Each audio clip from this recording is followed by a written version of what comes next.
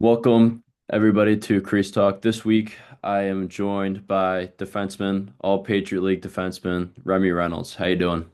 I'm good. Thanks for having me.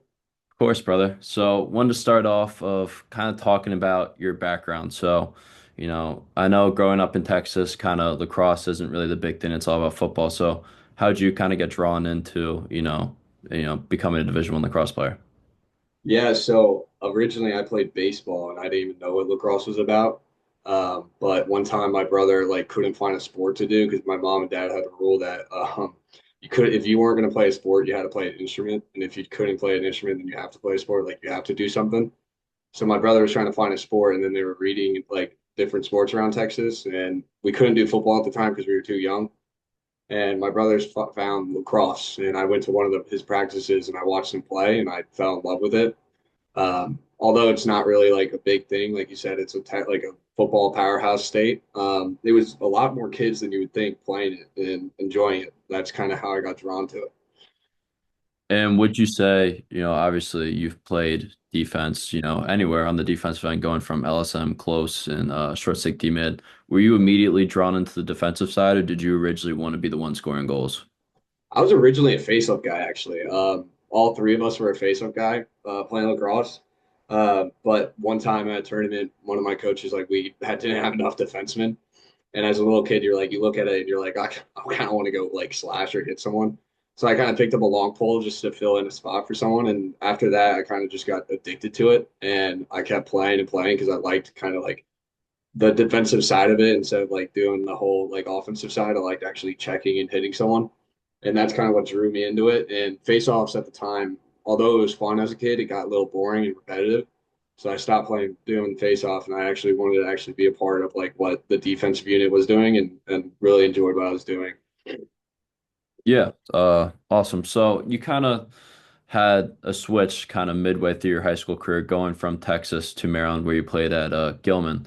So kind of talk a little bit of how that transition was for, you personally and as well as, on the lacrosse field, kind of that transition.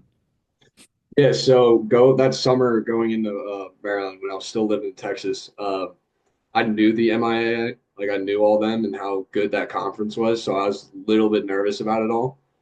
So that whole summer, I kind of just worked and tried to get better every single day. And like at the time, that summer was like the hottest summer in Texas, and I think that was kind of what motivated me the most. Was I came from a club-owned team to actually like being a part of the school in a good conference with kids who actually know what they're doing and stuff. And I think that kind of motivated me into doing something and trying to get better and perform better. That transition made it a lot more easier to go into Gilman. And Gilman, I appreciate it. I love what they do, even though I was only there for 2 years. But it was fun. I mean, all the kids were great. The competition was a lot better. But yeah, I mean, it's a big jump coming from like an out of state Texas where it's like parent run, club owned, like all this stuff to like in school, where they actually like you have to like have certain times of practices and stuff. So And then obviously your next transition. So you didn't originally go to Loyola, you originally went to Rutgers. So kind of talk about, how you made that decision and, how that experience was there for your first 2 years. so I made that I knew Rutgers a little bit before the whole commitment and stuff, but in Texas I had two of my coaches who went there. I've been around people who've all gone to Rutgers and they've always been telling me go to Rutgers, all this stuff. I also viewed it as it's a 2.5 hour drive, and I didn't want to be close to home, but it's still far enough away that you can have your like you're in like you could be on your own without your parents, but you could also go home if you need. But my first two years were great. I enjoyed it. I'm very happy for what they gave me and what they offered me to do. Um, I played short stick D midi like you said, and then I played LSM my freshman year, and then I played LSM and then short stick D midi my sophomore year. But I really enjoyed my teammates. Everyone was very nice. Big school, I really enjoyed that too. But I really enjoyed everything they had to offer me, and I'm very thankful what they gave me. And then going after your sophomore year, you decided to enter the portal. And, what was one of the biggest reasons that you wanted to come to Loyola? Obviously being, kind of from Maryland, but, what kind of went into that decision? Yeah, so I always heard about Loyola. I've seen him on TV, like even when Pat Spencer was a big thing here. But I also knew that the coaches were legit and they were like the one of the top coaches in D1 lacrosse. But most of the thing is like the Loyola is 5 minutes from my actual house, and like all my family lives in Maryland. So playing going from Rutgers, where you have to drive 2.5 hours, it makes my family's life a lot more easier. So they actually come to every single game and they support me. That's one of the major reasons why I chose Loyola, and also the coaches and all the things I've heard about you, like Loyola and how great the people are in the program and how historical it is. That's kind of the top three major factors of why I chose Loyola. And then last year, obviously, you had a great season. I can't pull up the exact stats because I don't know what it was, but I'm sure you do. So kind of talk into a little bit of like, how you were able to be successful, especially from not really playing close defense at your previous 2 years from Rutgers and then transitioning, and becoming, an all-league defenseman. Yeah, I think most of my successes like can't come from people around me, my family, my teammates, learning from them. Like I was thankful enough to get taught by a few Rutgers guys at Rutgers who really still to this day are good friends of mine, and also getting taught by Alex Bean, who's at Loyola and all this stuff, learning more about off ball.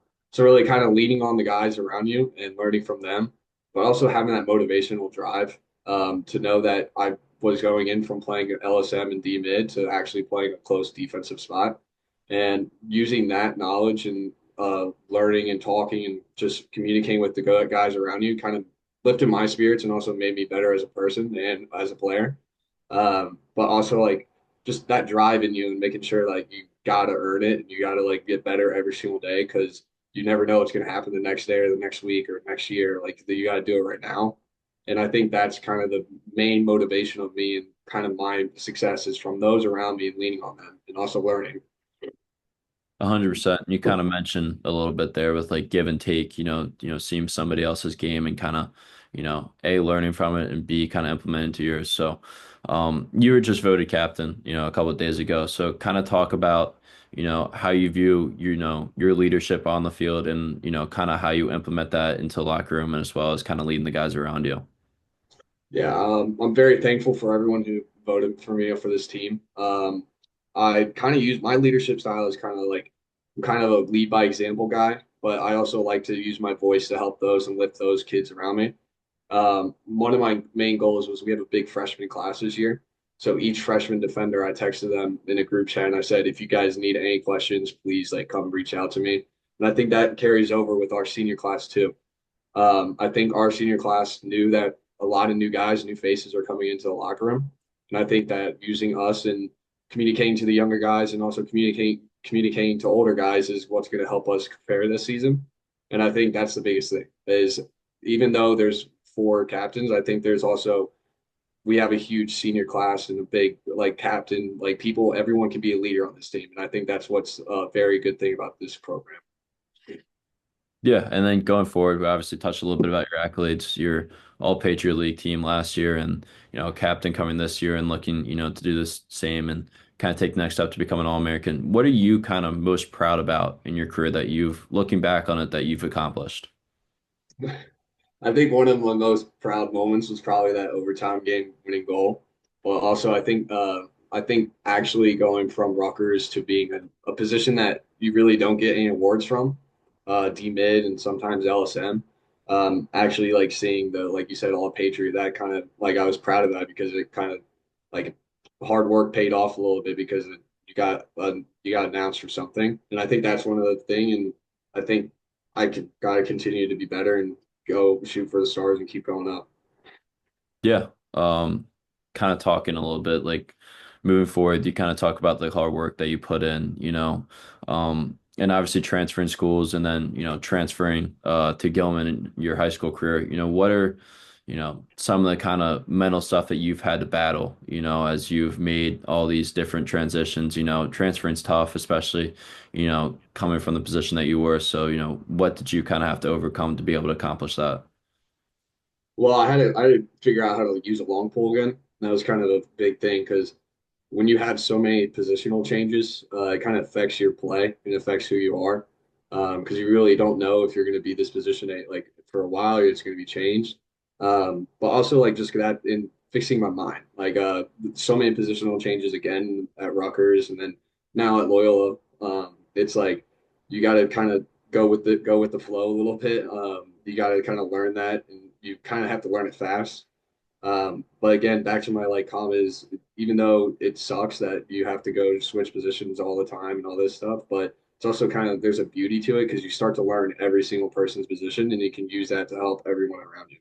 And I think that that's the biggest thing is like although this is like not something you want, you get to learn and you get to experience something that's uncomfortable and you get to use that experience to help the younger guys who may be in that same issue, like an offensive guy going to D mid or a pole going to D mid. You can use that and help him and raise his spirits up. Yeah. Yeah, 100%. And then kind of ending this one off is kind of just your favorite sports memory. It can be, inside the cross, obviously you've had a lot of success, but it can be, anytime, like throughout your childhood to high school to college. What has been your favorite memory? I kind of hit on it a little bit. And last year, probably definitely the overtime game-winning goal. I kind of you can't kind of relive that moment and what you feel in that moment, but I really enjoyed it and I really liked the people around me. That it was a great moment. I couldn't be happier with this team. That happened with Loyola. Awesome, brother. Yeah, thank you. Thank you for Thank joining. you. Thank you for having me.